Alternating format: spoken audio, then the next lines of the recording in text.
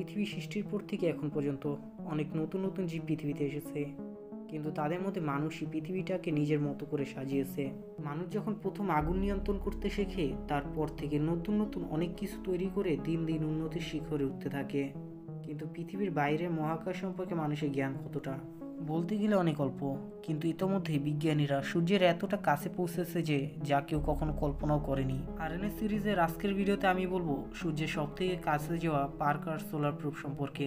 তো এখন আর বেশি দেরি না করে লেটস স্টার্ট ইট।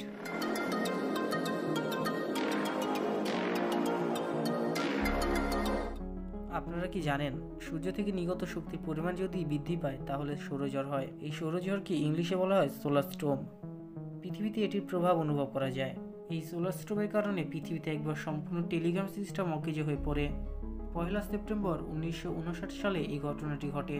বর্তমানে তো আপনারা বুঝতেই পারছেন, যদি এটি আবার হয় তাহলে আমাদের উপর খুবই খারাপ একটা প্রভাব পড়বে। এবার চলে আসি সূর্যের কথায়। আমরা সবাই জানি যে সূর্যের অ্যাটমসফিয়ারে 3টা স্তর আছে। এগুলো হলো ফটোস্ফিয়ার, ক্রোমোস্ফিয়ার এবং করোনা। এই পার্কার সোলার প্রুফ করোনার যে স্তর তার ভেতরে প্রবেশ করে। এই জন্যই বলা হয় পার্কার সূর্যকে স্পর্শ করেছে। পার্কার সোলার প্রোব 2018 সালে 12 আগস্ট মহাকাশে উৎক্ষেপণ করা হয়। এটি প্রথম মহাকাশ যার নাম জীবিত মানুষের নামে রাখা হয়। তিনি হলেন ইউগেন পার্কার।